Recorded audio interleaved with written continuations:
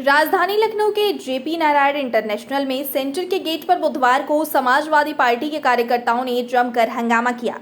इस दौरान मौके पर सपा मुखिया अखिलेश यादव भी मौजूद रहे। दरअसल जयप्रकाश नारायण की आज जयंती है। इसको लेकर सपा मुखिया अखिलेश यादव उन्हें श्रद्धांजलि देने जेपीएनआईसी पहुंचे थे, लेकिन इससे पहले ही एलडीए वीसी इंद्रमणि त्रिपाठी ने सुरक्षा का हवाला देते हुए जयप्रकाश नारायण की प्रतिमा पर माल्यार्पण करने की अनुमति नहीं दी थी। ऐसे में सपा मुखिया अखिलेश यादव ने जेपी नारायण इंटरनेशनल सेंटर के गेट को फाड़कर जयप्रकाश नारायण की प्रतिमा पर माल्यार्पण कर उन्हें श्रद्धांजलि दी। इस दौरान गेट के बाहर भारी संख्या में सपा कार्यकर्ताओं ने जेपी नारायण इंटरनेशनल सेंटर पर प्रदर्शन किया। वहीं मौके पर भारी पुलिस बल भी तैनात रहा। खबरों के मुताबिक एलडीए ने देर शाम ही जेपी नारायण इंटरनेशनल सेंटर के गेट पर ताला लगवा दिया। साथ ही कोई भी गेट फांदकर अंदर ना जा पाए, इसके लिए लोहे की चादर की दीवार भी लगा दी। बताया जा रहा है कि एलडीए वीसी इंद्रमणि त्रिपाठी ने सुरक्षा कारणों की वजह से सपा मुखिया अखिलेश यादव को जेपीएनआईसी में जयप्रकाश नारायण की प्रतिमा पर माल्यार्पण की अनुमति नहीं दी थी। इसके विरोध में बुधवार सुबह से ही बड़ी संख्या में समाजवादी पार्टी के कार्यकर्ता धरने पर बैठ गए। वहीं जेपी नारायण इंटरनेशनल सेंटर के गेट के बाहर भारी संख्या में पुलिस फोर्स भी तैनात कर दी गई। हालांकि भारी संख्या में पुलिस बल होने के बावजूद सपा मुखिया अखिलेश यादव ने गेट फांदकर जयप्रकाश नारायण की प्रतिमा पर माल्यार्पण कर उन्हें श्रद्धांजलि दी। जैसे पहले कार्यक्रम समाजवादी लोग करते रहे हैं, उसी तरीके से आज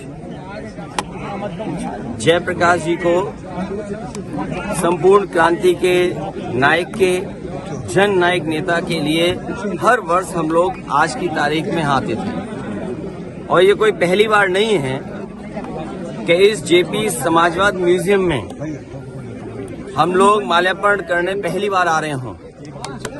लेकिन पता नहीं सरकार टीन की शेड लगा करके, टीनें लगा करके, दरवाजा बंद कर करके, ताला लगा करके पता नहीं क्या बताना चाहती थी। ये वही जेपी हैं जिन्होंने संपूर्ण क्रांति का नारा दिया था, और वो इसलिए दिया था कि उन परिस्थितियों में उस समय पर चरम सीमा पर महंगाई थी, चरम सीमा पर बेरोजगारी थी, चरम सीमा पर भ्रष्टाचार था, और न जाने कितना उनके साथ देश के समाजवादी नेताओं को जेल जाना पड़ा, इमरजेंसी लगी। और जिस समय वो पीजीआई अस्पताल में थे, उस समय जो उन्होंने जेल डायरी लिखी, उसमें लिखा कि मैं कैसे सोच सकता हूं एक लोकतांत्रिक देश में इमरजेंसी लग जाएगी। उसमें न जाने कितने लोगों को जेल भेजा गया, कई लोग कई वर्षों रहे, और उस पीड़ा को, उस तकलीफ और परेशानी को जीवन भर नहीं भूल पाए। लेकिन जो नारा दिया था संपूर्ण क्रांति का, जो जगाने का काम किया था, उसने परिवर्तन लाने का काम हुआ, और किया जनता ने। जनता की शक्ति के सामने सरकार की शक्ति का कुछ असर नहीं है। मुझे दुख इस बात का है कि पुलिस लगा करके यहाँ रोक रहे हैं। अधिकारी इस बात के लिए तैयार नहीं है कि किससे पूछें। तो कम से कम ये देश की और प्रदेश की जनता जाने और लोग जाने आखिरकार कौन रोक रहा है, कौन रोक रहा था। इसलिए मजबूरी में जिस तरीके से हर बार माल्यार्पण करने हम समाजवादी लोग आते थे, मुझे याद है जब उद्घाटन हुआ था, नेताजी यहाँ आए थे, नेताजी से मैंने उद्घाटन करवाया था। एकमात्र देश में समाजवादी नेता के लिए एक ऐसा म्यूजियम बना जिसमें उसके जीवन के बारे में लोग प्रेरणा ले सकते हैं। जो आंदोलन उन्होंने चलाए थाली बजा करके, वो उससे प्रेरणा ले सकते हैं कि सरकार के खिलाफ और लोकतंत्र में कैसे आवाज उठाई जा सकती है। आप आवाज दबाने का काम कर रहे हैं उन समाजवादियों को, उन आने वाली पीढ़ी को जो देश के लिए कुछ करना चाहते हैं, सपना देखा है उन्होंने। ये वही म्यूजियम है जो पूरे उनके जीवन के बारे में बताता है, उसको बंद कर रहे हैं। अपनी कौन सी नाकामी छिपा रहे हैं, अपनी कौन सी ऐसी चीज छिपा रहे हैं जिससे जनता को नहीं आने देते।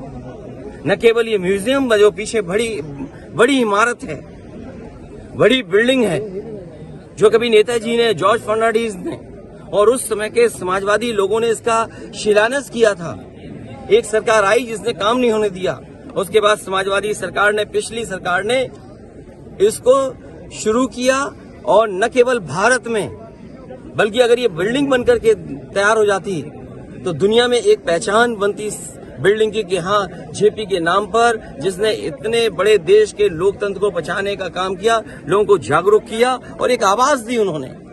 और मुझे लगता है कि देश की जनता को एक बार फिर इस सरकार की ताकत के खिलाफ लड़ना होगा और बिना जनता की शक्ति के लोकतंत्र, समाजवाद और सेक्युलरिज्म बचने वाला नहीं।